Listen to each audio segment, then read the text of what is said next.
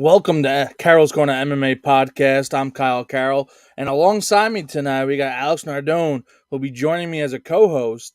Ladies and gentlemen, we're going to be recapping UFC 273. So I'm pretty pumped for this. Alex, how you doing? Doing well. It was a great card, and definitely ready to jump right in and start discussing it. It was a lot of fun. Absolutely. So it took place down in Jacksonville. I believe the attendance was like 14,605. We'll talk about the main card because I know I missed a lot of the undercard because I was out and then got home. Mhm. But what would you think of the card overall? I thought it was awesome. It was an awesome card, and what kind of not threw me off, but kind of proved me wrong was sometimes like I saw the main event being Zombie and Volkanovski, and that not having a Volkanovski is a big name, but just as far as Mhm. like bigger names, like obviously next month with the lightweight or a big middleweight, welterweight, or heavyweight bout, it really proved me wrong as really showing up and being a worthy pay per view. It was really fun, and obviously I think the fight of the night, and we'll get into it, will be definitely the Burns and Kayama. That was just a war of a fight. But That fight was yeah. intense, and it's funny because before that, the fight night, my dad's like, "Who's this crazy guy with the beard and the shaved head? He's just throwing everyone around, knocking people out." And I'm like, "Are you talking about this guy?" He's like, "Yeah, this guy looks nuts." And I'm like, "He is. He's just destroying people." But Yeah. yeah, that was by far the fight of the night. But I felt kind of the same way. I would look at the fight card and I'm like, there's a couple fights on it. I'm like, I don't really see how they're gonna go. And then the Aljamain Sterling Jan fight, I was very interested in him being a Long Island guy, and Yeah. then the main event. I didn't really think the Korean Zombie was going to be able to bring much to Volkanovski, which I'm surprised it even went 4 rounds, to be honest. But it Yeah. was an interesting fight card. Yeah, Volkanovski, he really had his way with Zombie, and I think definitely towards the end of the fight, and obviously after its conclusion, you saw Zombie. He's really looking to probably maybe hang it up, and he was getting really emotional in the octagon with his family and training staff. And I think that fight, Volkanovski is a big name. He's at the top of the featherweight, so obviously they're going to throw that on there for the card. I don't know if the Jan Sterling would have been worthy to be a main event for that one. So I think they kind of threw the Volkanovski one in there. That being said, obviously they had no control over it. It's after the fact, but the main event performance, in my opinion, was obviously the Burns Kayama, and it was overall a very good card. You brushed on the prelims. The only part of the prelims that I did see, because I'm a big fan of the fighter, was Ian Gary. I do like him a Okay. lot.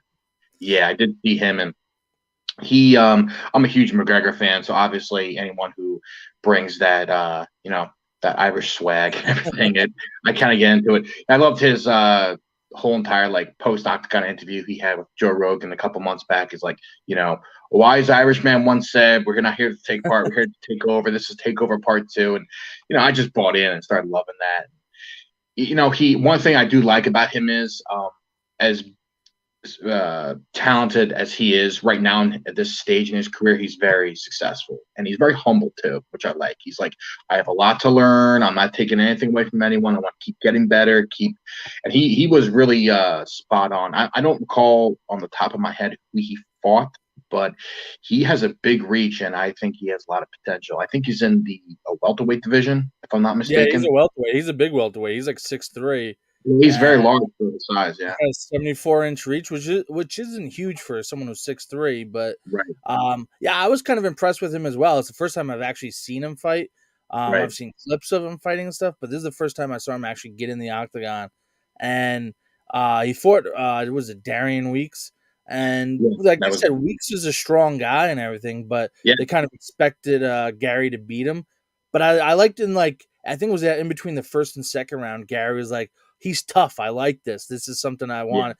Like he was climbed up to the level of competition. It wasn't just let me go in there, destroy someone, pop them hard, and walk away. He went in there and realized I got a battle on my hands. And I liked in the third round he kind of listened to his coaches, started peppering his opponent in weeks with shots going to the body, coming up, throwing kicks, and he ended up rocking Weeks a few times. Yeah, definitely. His leg work and what he could do for kicks is really impressive. And I think his height is definitely coming towards his advantage on that one. And you know, Weeks is a strong guy. He's not a a pushover opponent. Don't get me wrong. And Mm-hmm. like you said, he's like, I like this guy. He's a challenge, and you root for fighters like that who understand. I think that kind of connects with an audience and fans. It's just like oh, you know what, this guy is kind of he has a humble approach to it, and he's because in the fight game, how many people do you see, loud mouths, boasting, and everything? I know it's part of the sport, but Yeah, yeah, I think a lot of guys are trying to take that McGregor approach when they realize that you can make money. Same with Colby Covington. You can make money if you're loud, you're obnoxious, and then you yeah, can back it up. That's the thing a lot of people don't do or realize. You have to be able to back it up and get inside the cage, fight whenever. And that's one of the things that I know Dana White loves about McGregor. He would take a yeah. fight on any notice. He would fight anyone, didn't matter. He would just show up. You never heard McGregor complain about injuries. No, Never heard him complain about injuries leading up to a fight. So he's one of those guys who always got in there and fought. And Gary's now 9-0 at 24 years old, and I think I want to see him wrestling a little bit, grappling. I'm curious because he did kind of mention that he was nervous about going to the ground with Weeks because hmm of his strong wrestling skills. So I'm kind of curious to how that unfolds for him and where he's at with his grappling skills. yeah, totally. And like you said, to touch on the wrestling, if he's going to be, I know he wants to continue to get better and to advance in the welterweight division, but if he's going to be working his way through the welterweights, obviously Usman, he's a name of himself. But if he ever wants to get to him, he's got to probably go through Colby and some other names. Those guys make a big, big name for themselves on the ground. So if he's not going to be using that skill set, if he's going to be just landing his kicks and punch, and if it's working for you, then more power to you. But knowing that there's going to be a little bit more advanced competition out there, I think just down the road, if he wants to advance in the division, then he may have to kind of open up that arsenal a little bit further down the road. That's just kind of my thought going forward. And absolutely, and kind of segue into the fight of the night. You're talking about a guy like Gary's in the welterweight division. He wants to climb that ladder. You got Gilbert Burns in the way. You got Chimaev. I don't even know if I'm pronouncing that correctly. I think Chimaev is. Yeah, he's now probably going to fight Colby Covington. And then you got Colby. Then you got Usman. There's a lot of people to get through to get to that, even at least through the top five. But, welterweight's a tough division, that's for sure. Yeah, it's very tough. Welterweight division to me is kind of like the lightweight division in boxing. It's just there's so many talented people who can make noise and who can really give any fighter a run. And obviously Usman is just that gold standard, but Mm-hmm. Colby definitely has a lot of power left in him. I think his kind of cuts back and going back a little bit. I think his first fight against Usman was a little bit more impressive. I think he showed a little bit more in that fight in 2019, I believe it was, than the rematch that they just had. But he's no slouch, Colby. I think he definitely handled business against Masvidal. And if if he does go against him, I've never really. Last night was on the last. Excuse me. On Saturday night was the first time I ever saw him fight for the first time when he lost Okay. Burns. But if he's going to be going against Colby, obviously Colby has some pretty good knockout and punching power. But the guy is a wrestling expert. If you put him on the ground with Kayemev, that could be interesting too. And Gilbert definitely was looking towards that skill set to kind of take Kayemev down, and it'd be kind of cool if those kind of styles match up eventually. But It yeah, would be interesting because Covington's got strong wrestling and he's got pretty solid striking, like you said. He's got some power. yeah, He's not afraid to pepper people, and he could take a shot. We've seen that. yeah. He's taken some heavy shots against when he fought Usman both times, and didn't. Oh, was the first fight he lost in the fifth round? I think it was, and The then first fight went the distance. I believe he broke his jaw. He took a monster hit, and I'll give him credit. He does not throw in a towel. no, he keeps going. Yeah, he keeps going. It's kind of like, in my opinion, like the welterweight Oliveira, except Oliveira, I think it's just a whole animal. So Yeah. And then so we got here Adam Collins thinks that the Kamzat fight and Burns shouldn't have been a split. Thinks it should have been a unanimous decision. I'm not upset with the split decision. I think it was a good one because that's a tough fight to for judges to really decide and judge on because it was so back and forth and significant shots and people were getting dropped and stuff. And usually, like you're a big boxing guy, Alex. You get dropped in a round, you get a 8 count or whatever count, and that's a 10. That's a 10-9 automatic for you because you Yeah. dropped or they dropped. So it's a 10-9 automatically for the one who didn't go down. So when you get these guys going back and forth, dropping each other, it's a tough one to really figure out. Yeah, for sure. And I was watching with my friends, and we were kind of debating like where's it going to go. Like we kind of all thought Kaimed was going to win because I think he dropped Gilbert a few more times, Mm-hmm. put him on the ground. And one thing I kind of always say to myself, and this goes with both boxing and UFC, is whenever you have to really evaluate a fight, you just look at the guy's face, and you can really see like what kind of work the other person did to them. Gilbert had some True. pretty tough blows, and like what you said on the being dropped, it could definitely determine. Like just same thing in boxing, like you said, like when Fury fought Wilder for the first time in 2018, I believe, he was well in control. He was in the driver's seat that whole fight, and then in that 12th round, he gets dropped. That went to a draw. So, it definitely does make a difference. My friends were they're into UFC, but not really on the same level that myself and Okay. you are. So they were kind of just saying, "Oh well, he got dropped, he got rocked too." But the drops do definitely make a difference. I've seen that scored in previous UFC fights too. So there's really no surprise that he did Yeah, get the. absolutely. There's so much that goes into the scoring of MMA. You got ring control or cage control. You got if you're pressuring someone and whatnot. Now that's not necessarily like scored as like counters and all that matter, but it goes by striking and or grappling, whatever is the higher volume and you're more successful with gets graded higher. So say you're at 2 minutes and 50 seconds each, it's a 5 minute round for grappling, and then 2 minutes and 50 seconds, or excuse me, 2 minutes and 30 seconds for standing and fighting, and it's both even. It's going to be tough to really score that. Yeah, definitely, and I believe Kaimev was much more effective with landing those punches. Obviously, in I that agree. some of those, I think in round one was definitely to him when he really took Gilbert down. And Gilbert, I will give him a tremendous amount of credit. I always kind of thought he, especially since he fought Usman last time, like I don't really know how long this guy can really last. It's a big spread on the underdog and everything, and he took punches and he hung in there. The pretty much, especially after that first round, and in the later rounds, he was really giving it to Kaimev, and you could even see he was a little bit wobbly as well because you're taking these punches, you're just eating them, and by round five, I gotta say I'm really surprised it did not go to a knockout for one of those guys. But I thought for sure at one point Burns had him. I was going to yeah, finish him, but that dude just got up and kept going. But I agree. I think Kaimev had him earlier in the early rounds. Like yeah, he was pressuring him. He landed a lot more significant strikes. Just seemed like he did a lot more damage early, and then Burns kind of fought back and kind of fought back into the fight. And I think took maybe like the third and fourth round, and then I yeah, think the fifth round went back to or the no, they didn't even go 4 rounds. Jesus, I'm yeah, yeah, confusing the two, but yeah. they went three. But I think the third round was definitely Gilbert Burns, or he fought back later in the fight. Right.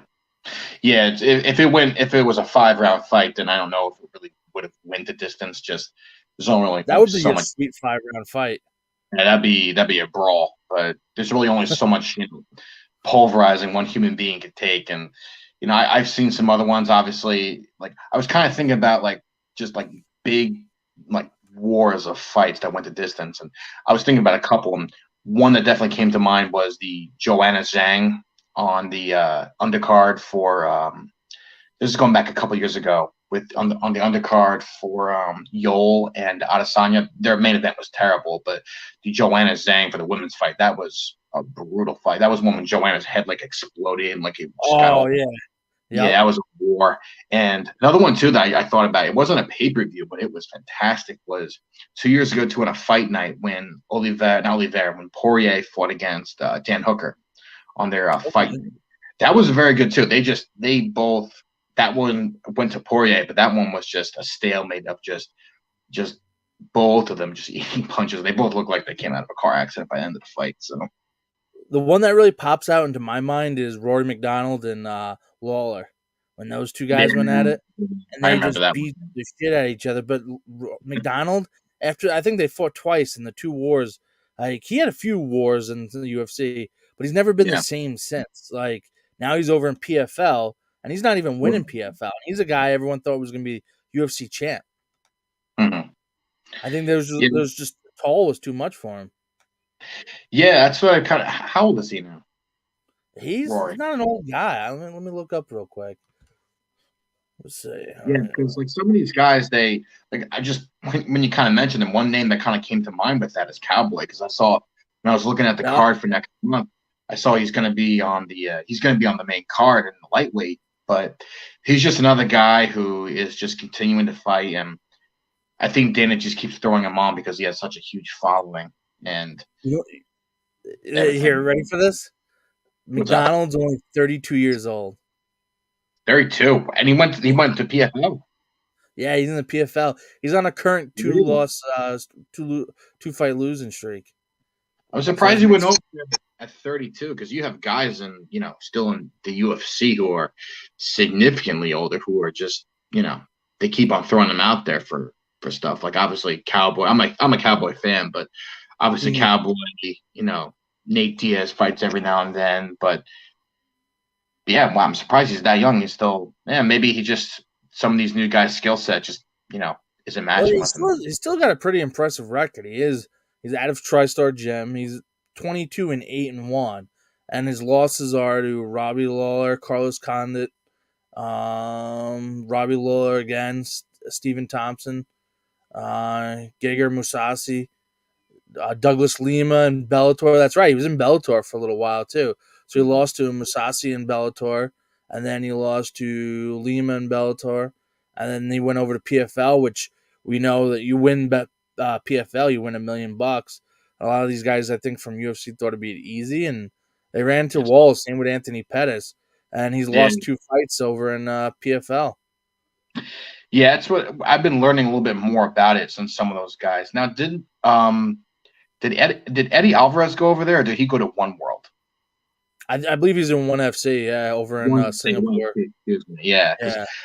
I know he jumped too, and I think he had maybe one or two fights after he lost to McGregor in 2016. But some of these guys, I think, like you said, they're jumping over and they're thinking, obviously, the money that you're going to make in PFL, like $1,000,000 in cash. I know a lot of those guys aren't really coming close to that on even if they're on a main card in the UFC. But the competition, the other guys they're still bringing it. So Yeah, be and kind of Eddie cool. Alvarez is another guy he went from fighting in the title fight against was it McGregor.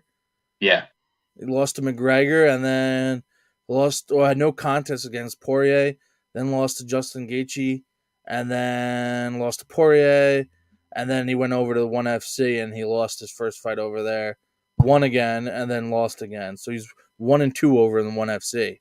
Now they got some yeah, fighters over there. There's no doubt about that. yeah, yeah. There's no slouches over there. Those guys they could definitely show up. Absolutely. But Yeah, it's kind of surprising, though. These are like guys who people were considering Hall of Famers in the UFC, and here they are going to PFL, other promotions, and losing. And I think that kind of says something about the other promotions. I know UFC still reigns supreme where everyone wants to go and pay and everything else, but a lot of these fighters, they're leaving and going elsewhere, and they're still not like just dominating. They're right. struggling. So it's I think interesting. I think a lot of them are kind of going over there because I don't know who it was. I don't know if it was a fighter or if it was just published by some magazine or something, but they publish really what UFC fighters make. Like obviously you have like the McGregors, the Jones. Mhm. Obviously when Ronda was still fighting, and they were making the big money because people were paying to see them. But if you have someone like like this past week, let's just use, obviously he wasn't on the main event, but you throw someone in there like Ian Gary. I'm sure he's not making 6-figure salary. If it is, I'm sure it would be on the lower end. I'll tell But you right now what he made. I pulled it up on the list. yeah, Let's see. Ian Gary made 12 grand. yeah, That's what he made, and then doesn't say what he made for winning the fight because you know how they have a win bonus, like show and then win bonus in MMA, and then he yeah. got 4 grand for sponsorship money. So it's not a lot of money, 12 grand. No, to you and me, I'll gladly take it. Yeah, But for absolutely. $12,000 for being in a professional sporting event that only how many years ago got sold for about close to half a $10 billion, then Yeah. it just obviously things sell. People pay to see McGregor. Hmm. Whether he wins or loses. Obviously, the one on the horizon, a big fight that I think you and me both and millions of others would love to see would be if Jones ever throws it down against Francis. But it's just obviously big names make the biggest attraction to spend, but I don't think Dana's ever really gonna, in my opinion, really spread the wealth if he knows what's bringing in the money in the first place. That's just kind of my opinion. Uh, That's the thing. Like he knows McGregor brings in people, he pays them. Brock Lesnar brought in people to put them in the seats. He paid them. Like a lot of these guys, he'll pay the big names. Like Aljamain this weekend, his base salary was 350. Then his win bonus was 100K, and then he got 42,000 sponsorship money. So he did Yeah, all right. yeah, that's not bad for But being he's a champion. champion. Yeah, Yeah. champion of your division. That's to me in my kind of the way I kind of think about it. If you're kind of breaking down those kind of salaries and bonuses and everything, that's kind of someone who may be ranked 3 or 4. Yep. Just kind of how I just kind of see it. But if your division, bantamweight, obviously Peter Yan's a big name, and in the first time that Sterling won the fight, obviously I don't think he was really too pleased with the way he won, just being that leg kick and everything, and Mhm.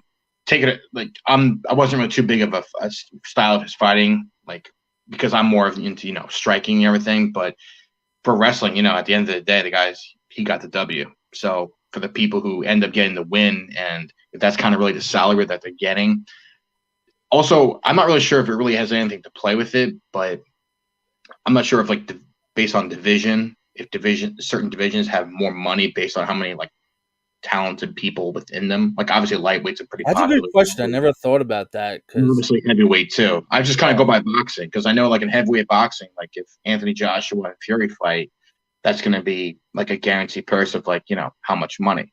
yeah, because Obviously, everyone wants to see the heavyweights. exactly, yeah. But it's kind of changed over the last few years. Like you can have people like in lightweights with Lopez and Lomachenko and stuff.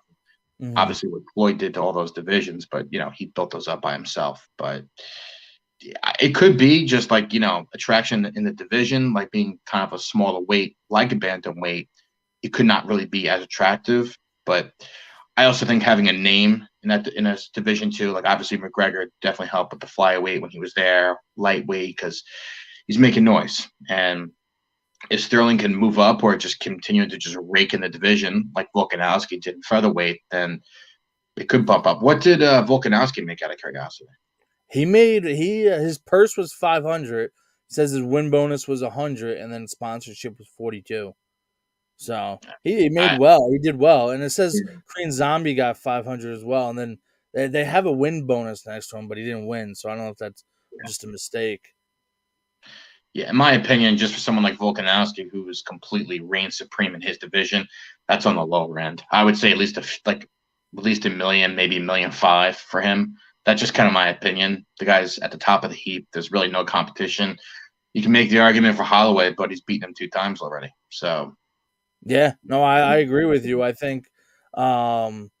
think the champions should be getting paid a little bit more, but as I'm sure Dana White would be like, well, then they have to put more butts in the seats and sell more pay per views and stuff. And he's from Australia, so he's bringing the Australian crowd to watch the whole country / continent. But like at the same time, though, it's like I really wasn't too excited to watch that main event. Like that wasn't the one that was like, oh, I gotta see it. I was not either. And when I even looked on the card, the two that really came to mind was obviously Gilbert, Kaimev, and obviously I did want to see what was going to happen with the Jan Sterling and with Zombie and Volkanovski. Yeah, I wasn't too pleased like with that being the main event. I actually wouldn't have minded if they flipped it if that was the co-main, and then in the other sense, if it was a title rematch deciding fight. There's a little more controversy, obviously, with the Sterling Yan fight. I think that could have maybe had a little bit of a stronger attraction. But I think with I think a bigger name, Volkanovski kind of established himself over the past couple of years, obviously in that division. So I guess I think that his name being there, they're going to throw him at the top. So that I Yeah, do understand that, yeah, but I wasn't too interested in really seeing that. That being said, obviously next month the main event, I think they have right with Oliveira and Gaethje, but yeah, over the weekend, I guess it was just the way that it fell, but it wasn't too interested in it. no, I agree with you. I think it's just the fact that he's so dominant and controlled the division. Sometimes it gets boring because the Yeah, guy. It's sad to say because the guy's so dominant, he's so good that yeah, the fights aren't entertaining. But where like Aljamain and Jan, they had all this beef going back and forth, the controversy with the knee. Was he really hurt? Should he have kept the title, or should the title move over when you get disqualified? Which I'm not like a lot of people complaining. I know even Joe Rogan's like, I don't think the title should switch hands for disqualification, but hey, you get disqualified for doing something illegal in a fight. I think you lose the title. I really don't think you should retain it. It's not like it's a no contest. It was straight up a blatant illegal kick, and guy couldn't continue, and because of that, you lose your title. I think it's part of the game. yeah. I agree with that too. I don't believe it should be defaulted to the other person to win because I don't. Like I said earlier, Sterling I don't think was too pleased with how he had won that fight. Being named champion, and I No, think I don't. nobody wants to win that way. And I think even when I think that was that fight was last March. I think that was in front of no crowd. I think that was just in that convention center. Which is, And I think, the worst thing that they were like. I get it's COVID, but yeah, who wants to fight a title fight in with no crowd, no arena? And I know Dan Cormier fought Stipe Miocic in there, and Miocic fought, I believe, Nagano inside the Apex Center. But it's not the same as when there's that crowd chanting. the crowd, and it happened obviously just because of the circumstance with the pandemic and everything. But yeah, losing the title by I understand completely being disqualified. Like obviously he wasn't a belt holder, but when Tyson bit Holyfield, obviously that was Oh yeah, a little yep, bit I different. remember that. Older Holyfield was, but I believe let's just throw it the other way around. Let's just say that Holyfield bit Tyson's ear.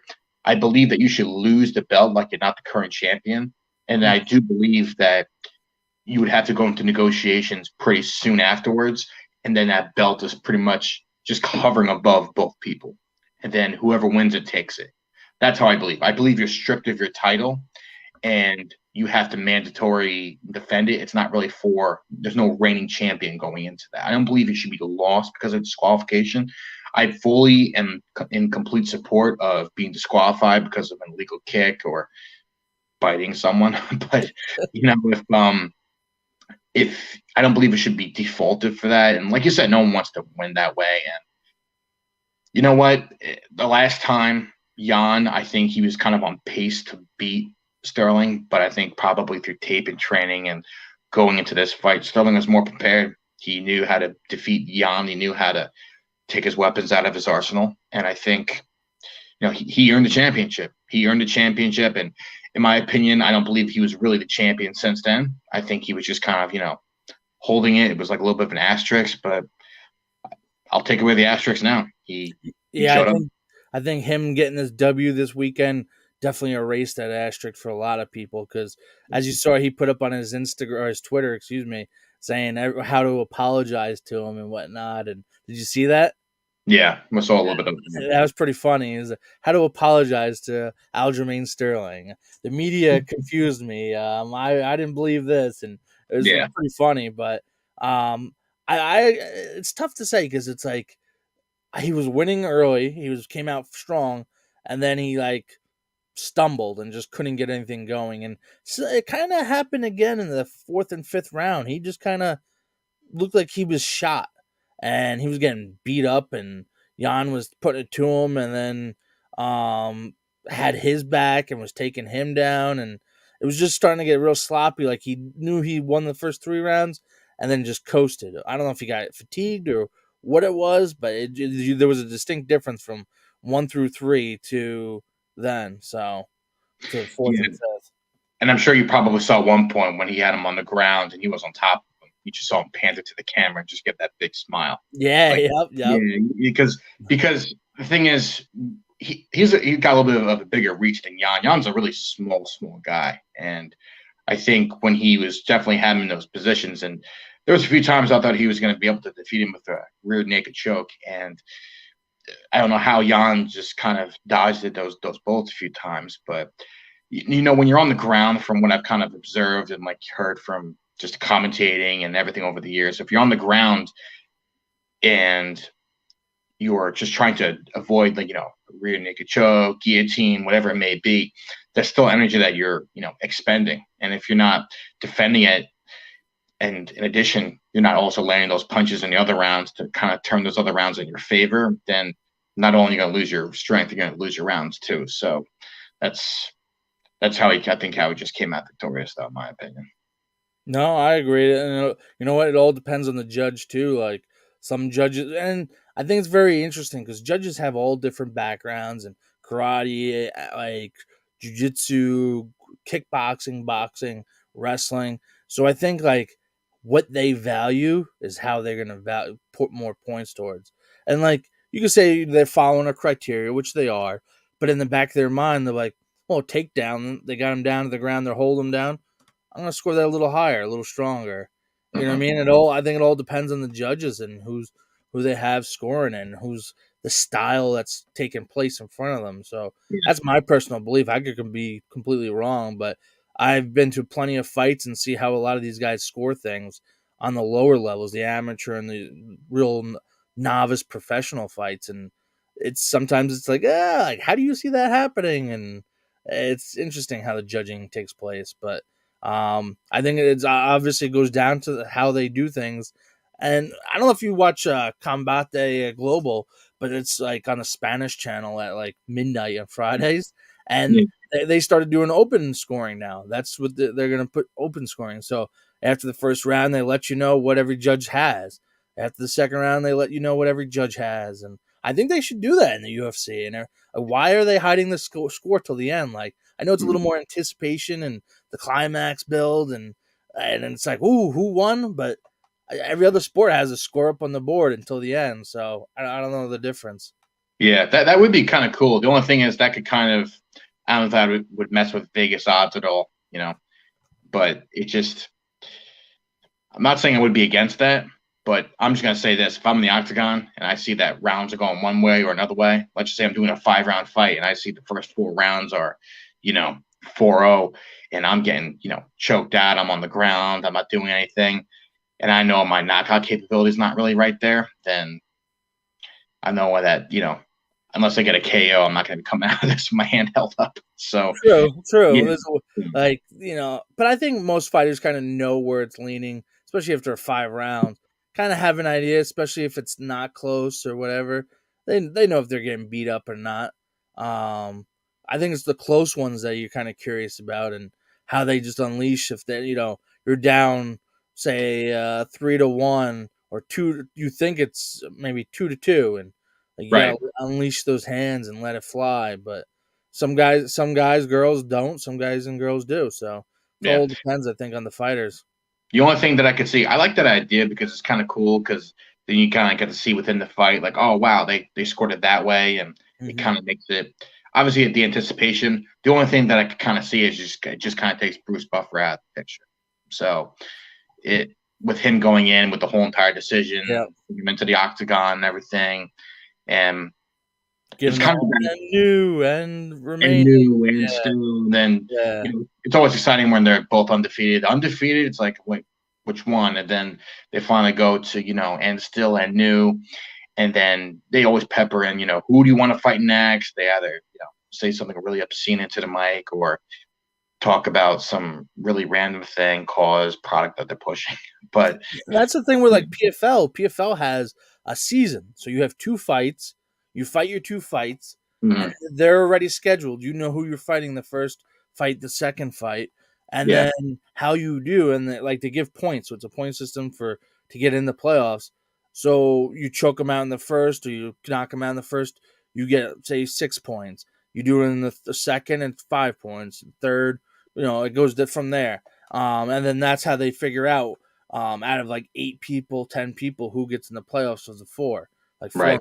four make it. I think the first year they did like 6, and then they fought 2 fights in one night in the playoffs. But so yeah, you fight 2 fights regular season, about 2 months apart, and then you fight a quarterfinal fight, semifinal fight, and then you're in the finals fighting. That is pretty cool. Like, I'm for that, but I also like the anticipation of like I don't believe a July card's been announced yet for UFC. So I do like that. Yeah, I do like that anticipation, but I also like kind of just seeing, who they have to fight against. And if you do have a schedule, it's like, oh, they lost to so and so, like almost kind of just like what happened with the NBA, just like deciding for the play-in tournament. So Mm-hmm. that is kind of cool. If they ever did incorporate that, I would be kind of for that, especially within the division, and then it could be kind of like random, like it. And one thing that would be kind of cool with that, and like over time, like they have a schedule, and then like during a layoff, you have a fighter bulk up or slim down, and then out of nowhere, they maybe mix and match and say, okay, so and so lost weight, they're going to be going up to welterweight now, or so and so is going to be, you know, they got ranked higher, so because of that last fight, so their schedule kind of supersedes them, so it kind of gets switched. That I could see being kind of cool. I'm not sure if UFC would ever incorporate that, but No, I don't think so.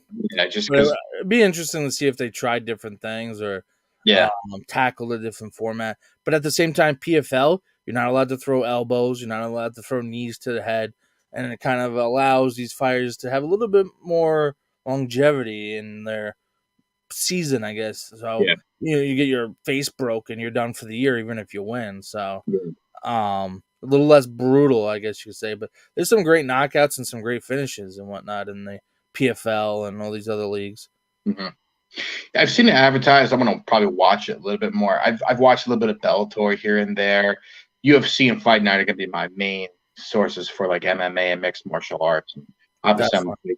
I'm really big into boxing too, so I'm always checking out that. So, but you know what? These guys, they step into a ring, and whether they're on a pay-per-view, Fight Night, or a different league in that sport, for the most part, I'm usually never bored. It's always entertaining, and obviously MMA and those kind of sports.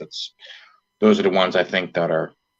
It's sick to say, but the violence makes it more entertaining. So Absolutely. No, it's fun. I love it. The more violent, the better. One of the most gruesome injuries I've ever seen was when I was up in Wisconsin and I was covering our glory fight. So it's kickboxing. And I was right on the ringside.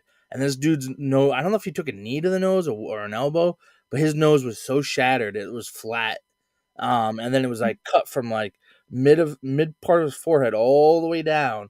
oh, And the referee's like, I have to end this. Not only was there blood just pouring out, but he's like, I can see your skull. This is ending. So jeez. yeah, there was no way they could have continued. And the blood was just, it looked like a murder scene, dude. It was vicious. Probably one of the most nasty, aside from arms and legs being broken, I've seen in person. Yeah. This was like just brutal, absolutely brutal. Like he didn't have a fucking nose. It was just God. Surprised he didn't get sprayed in the first row like a Gallagher show. Oh, I'm pretty sure I was sprayed. There's been a lot of fights I've gotten blood on my shirts or in the beer or in the drink I'm drinking. I'm like, no. Like a lot of times I don't want to drink anything that's dark while I'm like if next to the ring because you Yeah, can't see if it's in there or not. yeah, you'll have a real Bloody Mary. Yeah, for real. Get Yeah. fucking AIDS or some shit. Someone didn't get tested. Fucking A. But how about what would you think of the girls' fight, the female fight between Mackenzie Dern and Tisha Torres? So I never saw either of them fight before. I never really heard either of them. Okay. It was good, especially for Tina Torres. She's really small. I think she even has that name of the tiny tornado and everything. She definitely did hold her own. And I was just kind of looking over some of the results of the card and everything. Mackenzie, I think she came in. I think her size came a little bit more to her advantage. And what division that's in? That's in the strawweight. So Yeah, strawweight, 115 pounds. that's in the same division as Rose. Yeah, yep. Okay, yeah. So just kind of looking at what they kind of bring to the table, that's good fight, entertaining. A lot of on the ground, which was really really cool. Obviously, with Dern, I think she's had a little bit more capability, a little more skill set for what she brought onto the ground. I think her size definitely came into play there. And for what's her name? For Torres, she was pretty in control. I will say for a little bit more of the fight than I kind of gave her credit for. I was looking at my friends before the fight, and I just said I'm taking Dern. She's Brazilian. She's going to have a lot more, I think, experience, especially if they go onto the ground. She's like, oh yeah, she's like one of the best jujitsu technicians in all of female MMA. Like she's top tier. She's a world champion like 2 or 3 times. Yeah, she's insane. She's actually born in Arizona. Uh, Really, Brazilian but descent. and her father was Portuguese, Brazilian. But I think she now has citizenship in Brazil, and that's why she's got the Brazilian flag next to her name. But she was born in America, in Arizona. Yeah, go So, figure. but yeah, a lot of people were hating on her because she put all of a sudden she had like an accent, and then she was only speaking in Portuguese and stuff, and it's kind of weird, but Yeah, um, she's a hell of a grappler, that's for sure. Like yeah, her definitely. climbing that fence and trying to put the Kimura in was insane. I'm like, Yeah, she like jumped up and pushed off of it. I right. was, I was pretty impressed at how well she kept herself hanging on, using her legs to Yeah, clamp on to Torres. I thought that was insane. yeah. Those we've even seen that with Oliveira too. Just like these takedown moves that are just other than those are the kind of things that you learn to appreciate. Like I'm kind of a little slowly learning the art of the wrestling form. Obviously, with um, seeing Sterling, but just seeing some of these people, especially from these athletes from Brazil. Obviously, the Oliveiras, and what we just saw with Dern too. They could definitely bring a little bit more some of these really killer moves with just using obviously, like you said, to the octagon to their advantage, and they can just Yeah. take over as exciting. That'd be kind of interesting for someone like Dern, who just has really good grappling ability, to kind of go against someone like a Rose, because I know Rose is a champion. I'm not going to take anything away from her, but I don't really recall, or maybe I just kind of may have missed it. I don't know if she's had too much fights on the ground. I know she had lost to who was, I think she did lose to a Brazilian fighter at one time, 2 times or once or something.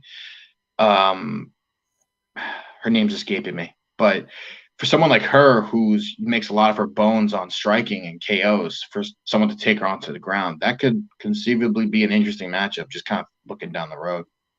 Yeah, Rose is no slouch, that's for sure. She used to train up in Milwaukee, and Right. then she went elsewhere. And she's married to Pat Barry, a former, kickboxing contender, title contender. But she is talented. She's got a couple.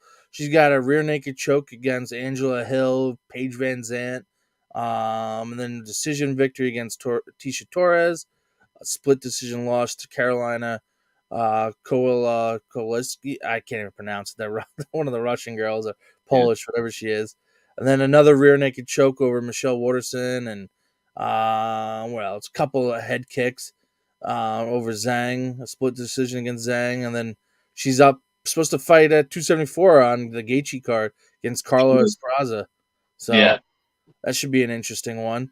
And Yeah. Carla, I believe, has a win over her last time they fought in the Ultimate Fighter finale at 20. Yeah. I'm still gonna take Rose on that one. Just being the champion, she's on a big streak, and yeah, she's really kind of not proved me wrong, but she's just really opened to my eyes about how really incredible of a fighter she is. Obviously, both of those fights over Zhang, um, I thought at least one of the times when she fought Joanna, I thought Joanna would take care of business over, and she just completely she manhandled her, or woman Yeah. handled her, excuse me. So it's she's proved me wrong, and obviously size obviously plays a role in sometimes, but she packs a punch. And like you said, you went down the list there of times that she did do work on the ground. So I'm not going to bet against her for. Now, like, she's talented on the ground, but I don't think she's anywhere capable of handling Dern on the ground. But the No. question is, if Dern can't get her to the ground, because Rose is athletic, she could probably stay up for the most part. Is how much will Rose pick her apart with their hands before she even gets her to the ground? You know, how much damage are you going to do before Dern gets in there and gets inside and drags you to the ground? So that's the big question: is that, what can she do? What can Dern do? Because if you watch Dern throwing those punches, some of them are like, these are sloppy. These are very sloppy, wild, wide punches and stuff. And we've all seen Rose throw punches straight down the middle, and they'll do Yeah. some damage. That's for sure. Yeah. Yeah. When she punches you, it lands. And with Darren, when I kind of saw her, like you said, like being a little sloppy, it was almost like she didn't really have, like, she had footing, but it just didn't seem like she was really just like accurate with them. And just, I, if she ever does fight Rose, she's gonna have to win on the ground. It's kind of the same thing about like a Jan Sterling. So if and when that ever does if and when that does happen, that could conceivably be pretty cool. We'll see what Rose, or if Rose decides to, I don't know if she's going to move up, but if she does win next month, if she calls someone out for a bigger fight, she may just do like a Volkanovski kind of thing. She's just going to say, anyone in this division, you want to come at me? I'm right here. Because if she keeps on winning, then she's just going to have challengers, or she's going to move up. That's kind of what I just think. Yeah. I was thinking too after this fight card. I think it was like Sunday morning. I was thinking about it's like, what right now would be the like big matchup that would fill stadium, or fill a football stadium, and you had GSP versus who the hell did he fight? Uh, Bisping? yeah, Bisbang, and like, but GSP forced someone up in Montreal. I can't remember who it was for the title and to defend his title, and like they sold out this massive crowd. It was just massive, and then you had John Jones versus Cormier were always massive, and Yeah. right now I don't think there's really any massive matchups that would get everyone like fill the stadium. Yeah. They always fill it. They always sell out, but you know what I mean. Like something that's like everyone you talk to is like, I have to see this.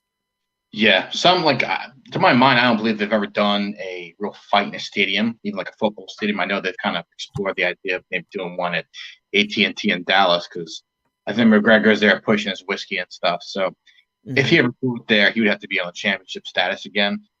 One fight that I think could potentially fill a stadium, if you're just kind of naming a few that would come to mind, would be if Jones and Francis ever throw down. They're two big guys. Obviously, Jones has his history of just being very successful in the octagon, but his shaky past and everything, and him against a straight edge, but also a terrifying individual in Francis. So that would be kind of cool. One fight that I would absolutely love to see, that I think would be very, very good. So I don't see Oliveira losing anytime soon. Like, the guy is unbelievably talented, because not only can he win on the ground, but he could give punches, but more importantly, he could take it. He's taking big punches from Poirier and from Chandler. He could take a bat to his face. He's not going to go down. So one fight, that being said, that I think would be really, really cool is if you throw an Oliveira, and for some bizarre reason, Dana's going to have to pay a lot of money, or going to have to set something up if he brings Khabib out of retirement.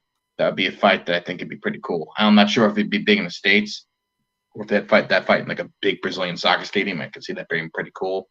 That'd be pretty sweet. Yeah, I kind of just like look into like those fantasy matches. I do the exact same thing with boxing. There's times I'm thinking, what if Tyson Fury fought Anthony Joshua, or hopefully it does happen, but just those kind of like what if scenarios, and those are just a couple that come to mind. If for some reason, if Rose ever puts on a little bit more weight and then goes against someone like Amanda, that'd be pretty impressive. Or now Juliana, Juliana was the one who finally stopped Emmanuel Nunez, something I never thought that would happen. So yeah, right. You never think these people would lose, and then they get inside there and some random ass person finishes them. It's kind of crazy. But there's someone actually that I just saw, was a Cowboy. Dana White's not re-signing his contract. I'm trying to find it. It was news. It was like hit my phone right before we started. Would not really surprise me, because as big of a name as Cowboy is, he's I'm a fan of his. He's a big fan favorite. When he fought McGregor, people were cheering him after he lost. And the reason why I could just maybe kind of speculate why he wouldn't, because he's not really performing anymore. Yeah. I'm actually a little surprised that he's going to be on the main card next month. So, yeah, we'll Yeah, see. I'm kind of Yeah, shocked about that as well. yeah, So who do you like? I don't know if let me see if I'll try and find that later, the cowboy thing, but post it. But so going to the card next month, I believe it is. yeah. When is that? Yeah, the 7th of May. Right. Gaethje versus Oliveira. Who do you think's winning that? I'm going to take Oliveira. What it could be a little bit interesting for the fight is Gage is very gifted on the ground. He's got really He's a good. wrestler, yeah. Yeah, he's got really good capability.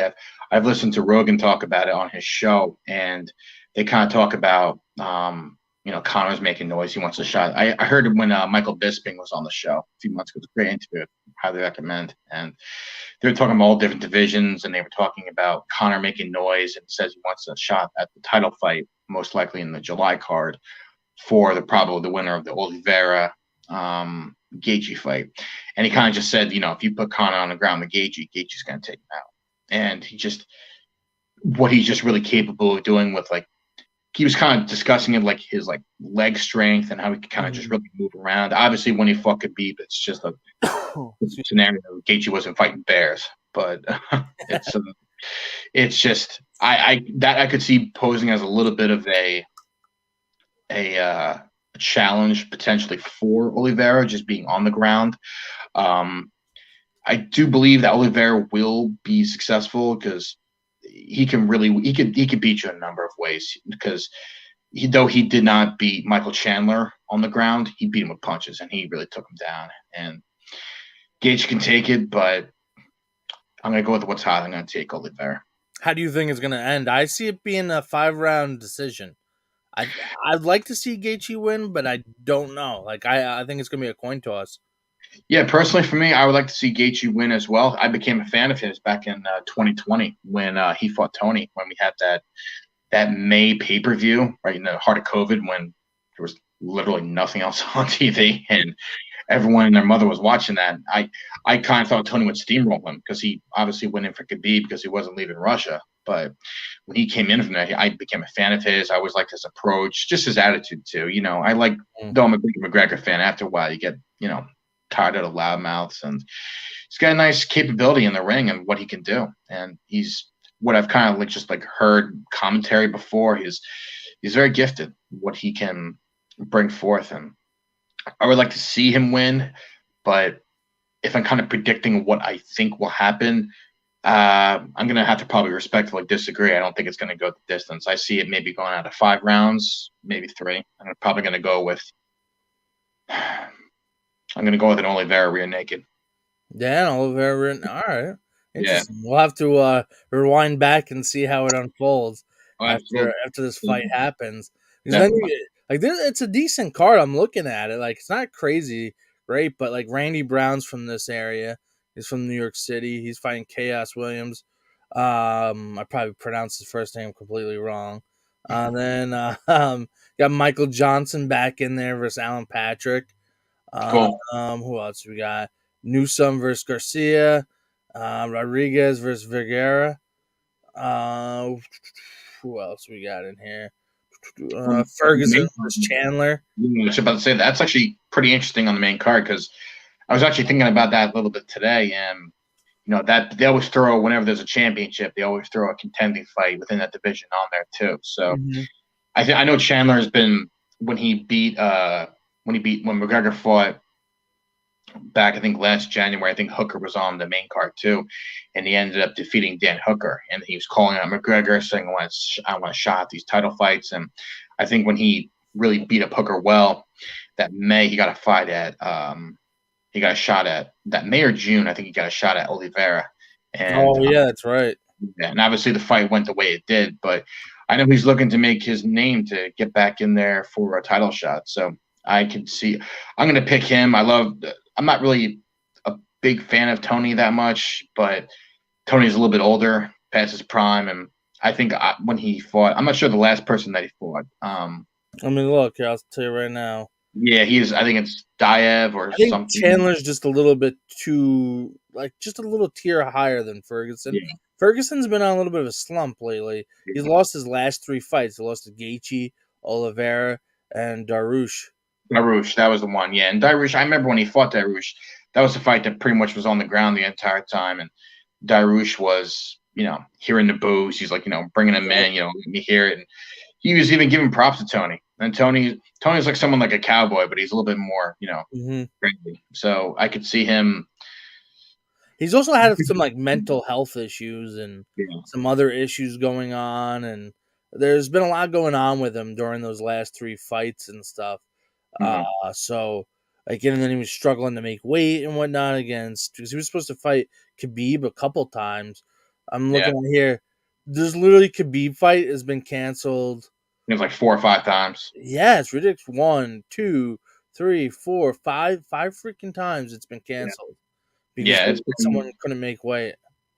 someone couldn't make weight. Obviously, with the time before, it was ironically the one time I think it probably would have happened was during COVID, but Yeah. Khabib was not going to leave Russia, and then obviously Gaethje gets thrown in. But you know what? I do kind of like those stories when someone gets thrown into a fight and they kind of shock the world in the upset. I just making the transition again to boxing. You throw like Andy Ruiz in Yeah. there with Joshua. He took the fight on 6 weeks' notice and became the first Mexican heavyweight champion. Those are the stories that you love, Oh, absolutely. And then you're looking at the rest of this fight card, the main event, the main card. I mean, and then it's kind of like an old timer card because you got Chandler versus Ferguson. That's a contender fight. Then Ovin St. Peru versus Mauricio Rua, Shogun. You got Yeah. I thought he retired. I thought he was done. Joe Lozon. I thought he was done, and he's fighting down Cerrone, who should be done. And Yeah. then you have Rose and Carla, and then Justin Charles. So I like it because it's like a mix of the old timer or like some of the older fighters with the the top tier men and women in there. So it's a nice Yeah. little mix. But I'm curious to how this fight card plays out. It's either going to be awesome or I think it's going to be shit. Yeah. The thing about it is there's a little bit more anticipation with this one compared to the last one. And obviously one this past Saturday night, I think it was a little bit of a surprise and it was a treat to fans. And I think when you have a little more anticipation, like just thinking back to some of those McGregor cards, thinking, oh, this is going to be exciting. Last July it was a snore. And it's sometimes the ones that you order, it's like, oh, we'll see what happens. And then it ends up being a lot more entertaining, especially from this past Saturday. And I was kind of even looking at June or just when they were advertising it on Saturday night during the fights, and that doesn't really pique my interest too much. I always look for usually July and August usually have those bigger cards, but we'll see when they finally announce them. Like I said, I keep going back to it all the time, but I think they may throw him on there depending upon what happens. And at this point, it's just really to sell money because I don't see him beating either Oliveira or Gaethje. So they have like places booked already because I'm looking at it, but I don't think they have any people booked for them. So you got Holly Holm versus Vieira. That's in July or June.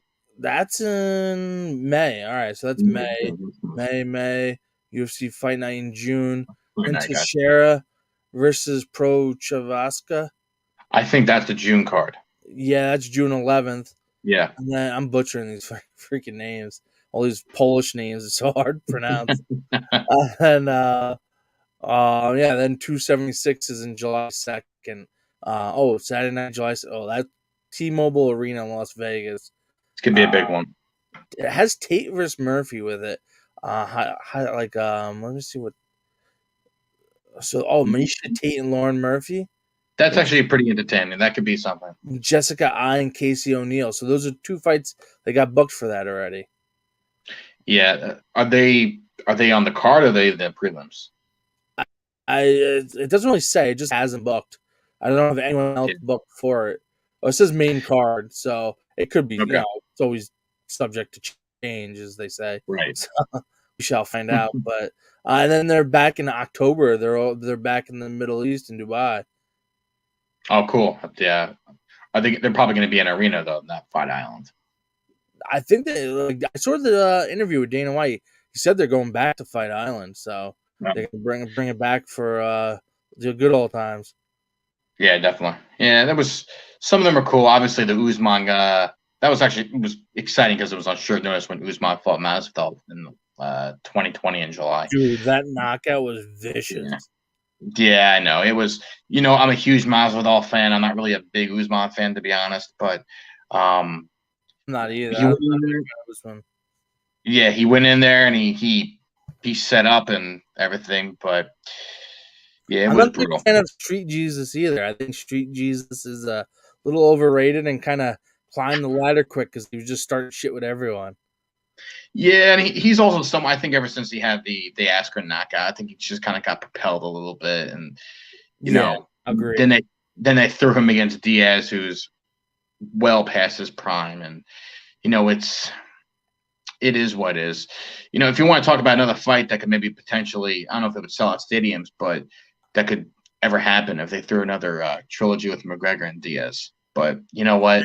That's gonna happen sooner or later. I don't know It's how it going will. to happen sooner or later because you know why? Both of them are towards the end of their careers. Obviously, McGregor is not in need of money or anything, but No, I could potentially see that happening, and maybe towards over the past couple of years when they throw Poirier at him, they're thinking, you know what, the guy's a little bit later. We'll try to revisit this one, and ironically, Poirier won that one. That's the second fight, so they got a little bit more cash for their buck when they did the trilogy. So we'll see. It's all a chess game for Dan, and he's playing dollars and cents with these guys. But oh, absolutely. But he yeah, does a hell of a job with the UFC. That's for sure. He's built it up yeah, from nothing to where it is now to a yeah, multi-billion-dollar company. So, um, but unfortunately, I would love to see the fighters. See, I would love to see the fighters get paid more. And the UFC is not stupid. They haven't made so they can't unionize. They really yeah. can't do much to fight to get more money. But if you think about it, you give these guys more money, these women more money, then they could train a little better. Then they're not having to take second jobs. And a lot of these men and women, they're working in between. Even like Stipe Miocic, she was a fireman between his championship fights, like Right. running up and down buildings, shooting shit with hoses. Like that Yeah. shouldn't be happening to a UFC champion, especially the heavyweight Heavyweight division. heavyweight champion. I know exactly. Yeah. Me personally, I would feel very confident going to a fight with Stipe though. I personally would, but I know what you mean about that because a lot of times I see just on just like Instagram and Twitter, and I just see I see with Masvidal pretty frequently. Like a lot of these guys, they push a product. Obviously, I think a lot of them probably saw the route that McGregor took with his whiskey, but I think Masvidal does his mezcal tequila thing. But another thing that I see these guys do very, very often, and girls, is they're always doing and attending events where they're doing signings, doing photo shoots, doing all these things because they're not making the money in the octagon. And like you said, they are having other jobs during the year. So I, Mm-hmm. I, I remember back from when we on our Sports on the Go one days when I remember the interview I sat in on with Anthony Giacchino from the island. And Oh yeah, yeah, I Anthony, yeah. think I remember him saying, he's talking about, what he does and everything. He said, "Oh, I think he said he was an electrician by trade." And like, "Oh, that's great. Like, what made you get into fighting? Like, it's something I love to do." But I'm not sure where his career had taken him or anything. But I just like hearing that, he had another job before or during. It's just Mm-hmm. like you said, like they're doing not civil service, but people doing like Stipe's doing firefighter, and who knows what these other people are doing. They got to make money some way. It's Yeah, not. absolutely. I just interviewed the other night Jillian DeCourcy. She's fighting on Invicta fight card on May 8th, May 11th. Excuse me, Wednesday, May 11th. She's fighting Lindsey Van Zant. She's like, it's my fun money. That's what I use to go have fun and do stuff and Yeah, enjoy. She's like, I couldn't live on that money, which yeah, it's kind of crazy to think that she's a professional and she's at the point in her career where this is like almost a win or go home type fight. Like if you want to go for the title, you got to win right now. yeah, And they're both at that spot in their career, but neither one of them could live off their fighting money. They yeah. don't make nearly enough money. It's crazy. Yeah, the signing bonuses, obviously, the big names in the game. like I think I was on Forbes. McGregor was like he was at the top of the list, but people are paying the money to see him, and he's negotiating with Dana. You want me? You got to pay up. And Yep. some of these people, when they come in, for her to say play money, that's a pretty tough way to get your play money. I'm waiting for my tax return. I'm not taking a punch to the temple. So it's, Seriously. it's a little bit of a different scenario for us common folk, but For real. um, but yeah, it is a little bit of a discrepancy, and it's unfortunately just part of the game. It's based on demand and interest and what people are willing to pay for. But I do believe that Dana could kind of disperse it a little bit better. But like you said, there's not a union. There's not always flexibility for these people to demand better terms. So they're either going to continue to fight under that umbrella, or they're going to go to, like you said, like a different network, or a not network, but a different league. So it's just part of what it is, and there's not always like that guaranteed contract like in baseball, like where people sign like $300 million for 10 years and they're out for 5 of them. They're still getting their checks. So Yep. Now, one fight on the co-main event, Sterling Yan. A lot of people, Yan was like, I want a rematch right away. A lot of people say rematch right away. Some say we want to see TJ Dillashaw and Sterling go at it. yeah, Would you? I would almost rather see Sterling fight someone else before Yan again. yeah, because I want to see how he would match up against them. I want to see Yeah, him potentially match up against someone who would maybe complement his fight style a little bit better. So if he went against, I'm not really too familiar with that division, but if you throw someone in there who would have that grappling kind of style, me personally, I don't really want to see Dillashaw in there. I'm not really a fan of TJ, and I think I'm not his either, but I know yeah, they don't like each other, and yeah, they it would could go make at it. interesting for for a fight. I would never ever put that on a for a main event. I would probably not even really put it on a co-main, to be honest. But if they ever did throw it down, for if they ever did get lined up against each other, for them not liking each other, it does make it interesting. When they finally meet in the octagon, at the center, when whoever is the official or whatever, and then touch gloves, not touch gloves have to be separated, whatever for the press conferences. It all makes it good fun. But I think Sterling would actually really take care of business against Dillashaw. I think Dillashaw is much older now, and just It'd be interesting because he hasn't. yeah, I'm there's a curious form to for see how one. it goes. So this is Sterling's last handful of fights. He beat Brett Johns via decision, Cody Stamen versus Nibar, Jimmy Rivera decision, Pedro Munez decision, Corey Sanhagen rear naked choke, and he did it in like a minute and 28. Where Yeah, Jan went 5 rounds against Sanhagen, and then he beat Jan twice, one with the illegal knee in round 4, and then the split decision Saturday night. So I'm kind of curious to see who they throw in there with him. Who's next for him? So to be honest, I don't want to see the Jan fight again.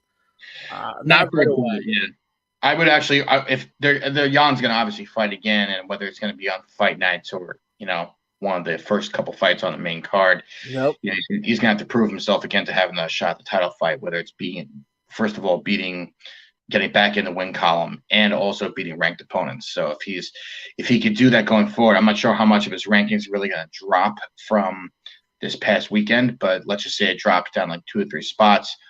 I don't think you're really worthy right off the bat of getting a title fight again for a trilogy. And to be honest, it's not really knocking on the door for people buying that kind of pay-per-view to see that. That's just kind of Mm-hmm. my opinion. So I want to see him maybe fight someone else first. And I also want to see Sterling fight someone else first, because Sterling, I know he beat Jan this past weekend, but you throw him in that first fight, I wasn't really too convinced. And I think Jan was definitely winning that fight if he didn't do the knee. And I want to see him fight someone else. Maybe, when you fight the same person over and over again, it's like, are they capable? Are they not capable? And, I want to see maybe, a different person across from him. Yeah, maybe we'll get what's Holloway fights what 145? Holloway is in featherweight, so you have to Yeah, go down. featherweight. If Holloway did fight against Sterling, that could be That'd be pretty cool. Yeah, I've always been a fan of Holloway, and what to he does. put the Yeah. belts together. Yeah. Jan though he's fought like I'm looking at his. and he beat Jose Aldo, Uriah Faber, Jimmy Rivera, Jose Aldo, Uriah Faber, Jimmy Rivera, John Dodson, Douglas Silva DeAndre. Like he's beat some tough guys, and then Sterling comes along and Yeah, beats him up. So it's kind of yeah. crazy. I thought Sterling looked bigger than him inside the cage, even though Oh, he yeah, was that's, he's yeah. 40 I'm not gonna. supposedly. Yeah, I'm not gonna debate that. He was a little bit bigger than him. Jan's is not only in height, small guy, but doesn't. I don't think he had as much tone really as Sterling. So I think that's definitely where the wrestling came into play into his favor. So I even And I heard, think Sterling was actually healthy for the first time for a while. Like he had his neck surgery, he had a couple other surgeries, and kind of I yeah. think he was actually healthy for the first time.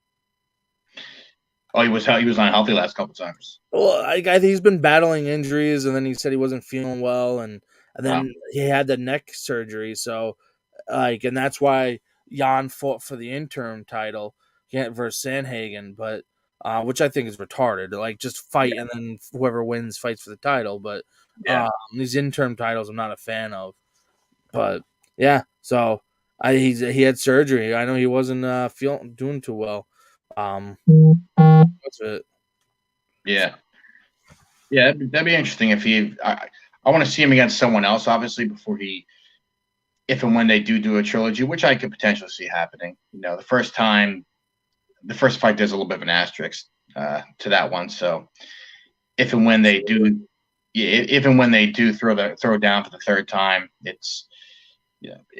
it'll be entertaining. But depending upon where they kind of are, I definitely don't see it happening this year.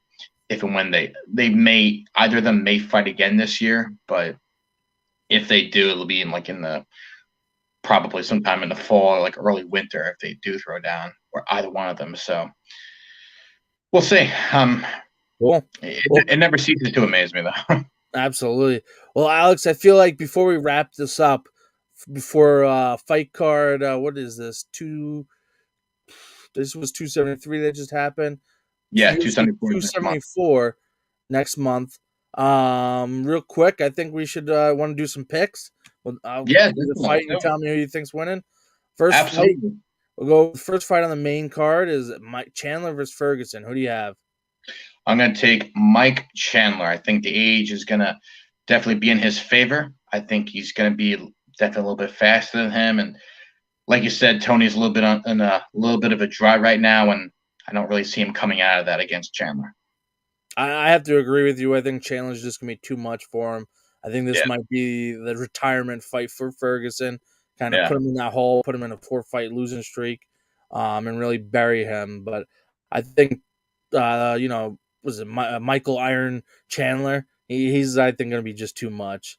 yeah. It's gonna be a little too much, and I think he goes by Iron Mike. And you know what? There's only one Iron Mike, and that's Mike Tyson. But Touche. So then yeah, the next one we got Vincent Peru versus Mauricio Shogun Rua. Who do you got in that one? I'm gonna take Saint Peru. I think I've seen. I'm only saying that because I think I've seen him fight a little bit more. Um, I'm not really sure of the odds or anything yet. Obviously, they haven't listed them, but Yeah, I don't think they I'm put gonna the take, odds out yet. yeah, I'm gonna take him. I don't know when I saw him fight. I don't know if it was a highlight on like UFC or something, but I think he's got a little bit more capability. What are your thoughts? I'm gonna have to go the same thing with you. I think St. Peru right now is just a little bit. He's in the game right now. Where I think Rua last time he was out there, he just looked like he was out of it. He didn't look good. I think the fight got stopped early on him, and he just didn't look the same. Yeah, Paul Craig forced him to tap due to strikes. So Mm, like when did Rua ever tap to strikes? I think his yeah, prime is over and his days are done. To be honest, I thought he was yeah, retired and not coming back, but I'm going with St. Peru as well. yeah. And I then think it'd be a safe bet. we got a 155 to fight Donald Cerrone versus Joe Lozon. I'm taking Lozon. As much of a fan as I am of Cerrone, I think he's kind of going down the similar path right now as like a Tony. Just these guys are kind of they're just in these droughts of like losing streaks in their career, and I think just the age is not going to be in his favor. So I'm going to take Lozon on that one. Yeah. I'm gonna go devil's advocate. I'm gonna say he's gonna win, even though I'd like him to win. Yeah, I'd like him to win. I'm a big fan of his. he's 1-7 in his last 8 fights, which is Ooh. horrible for Donald Cerrone. But I think he wins this one and retires and puts the gloves in the middle of the cage. If he does, that'd be the smart thing to do. You got to go out on top, you know. Absolutely. So I'm gonna go with Cerrone. I Yeah, like both of them. I think they're both entertaining, and I think it's gonna be an awesome fight. But yeah, and I think both of them should retire. But I'm gonna go with Donald Cerrone. And yeah. then we're gonna go to the co-main event. We got Rose Namajunas versus Carla Esperanza. I'm taking Rose. She's the hot one right now. I don't really see anyone in her way, and not to say that Esparza is not going to be able to do it. You know, I didn't think Pena was going to be able to beat Nunez, not by any means. But I'm going to take Rose just from what I've seen and what we kind of discussed today. What she could do on the ground, and when she hits you, she hits you. She's not missing anything. They're effective. I'm gonna go with Carla. I think Carla has her Really? number. She beat her Okay. once already. I think she knows. Excuse me. She knows the game plan to beat Rose. I think she has what it takes. I think if she uses her wrestling and kind of applies that, kind of like Sterling did this week, I think she Mm-hmm. can come out on top with the title. That'd be cool. Then you could set up a rematch too. That'd be four. Yeah, right. Yeah, that'd be pretty cool. Yeah. And then there we go. And then we got the main event we talked about before. 155-pound titles on the line, 5 rounds. Charles Oliveira versus Justin Gaethje. Taking Oliveira. He's a guy like Khabib. I'm gonna see him retired undefeated, depending much longer he goes and how many other people he goes against. But he's someone who could beat you, like I said, a few different ways, and he could take it. He could take punches, chairs, bats. He's someone I've just seen take a humongous punch to the chin from both Chandler and Poirier, and I've seen him go down and buckle. And he's someone who's very resilient. He can still stay composed, and he's very gifted, obviously, when it comes to wrestling. So as gifted and as much as I like Gaethje, and I'm probably pulling for him a little bit more, I'm gonna take Oliveira if I'm a betting man here. This one's a tough one. I think it's going to be a coin toss.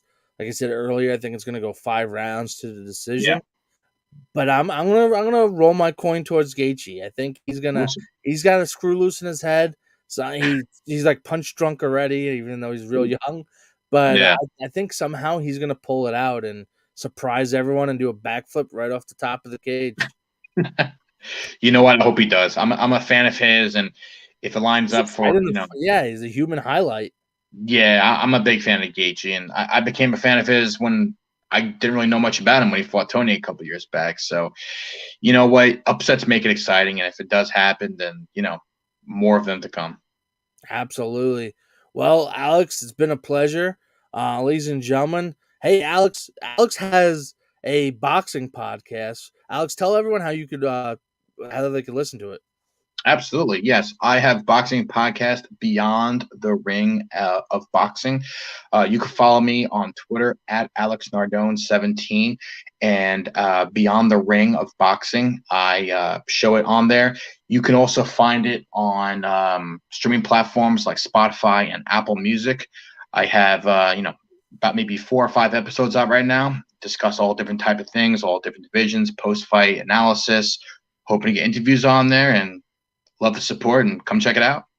Awesome. And for those watching, you check out the Carol's Corner MMA podcast now on Spotify. I'm uploading a ton of audio that I've had and I've never been able to get up to Spotify or Apple or anything. So now I'm finally getting it up there, but it's on YouTube. It's on my website, CCMMA CCMMApodcast.com. You can check out my website. It has everything on there as well. But Alex, been a pleasure. Yeah, you as well. Thanks so much for having me, and look forward to doing it again for the next card. Absolutely. Ladies and gentlemen, the Carol's Corner MMA podcast. We're signing off.